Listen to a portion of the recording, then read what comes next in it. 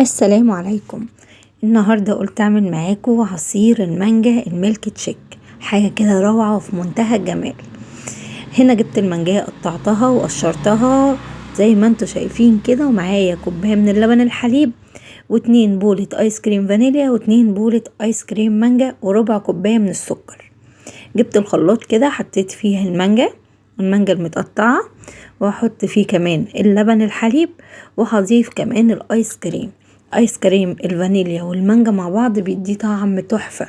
وياريت لو حد بيعمله بالطريقة دي يكتبلي في الكومنتات، بجد طعمه حلو قوي قوي، ولو جربتوها هيعجبكم. عصير اللبن بالمانجا طلع حلو جدا. وحطيت هنا ربع كوباية السكر، وهبتدي اضربهم كويس جدا في الخلاط.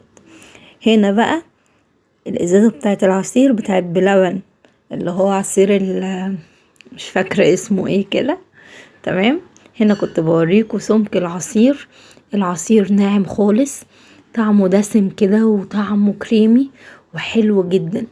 شايفين يا جماعة سمك العصير ميلك تشيك المانجا طلع تحفة. جربوا الطريقة دي بجد للعصير المانجا الميلك تشيك وهتدعولي بجد. طعمه في منتهى الجمال ودسم وطعمه حلو جدا ومغذي للأطفال.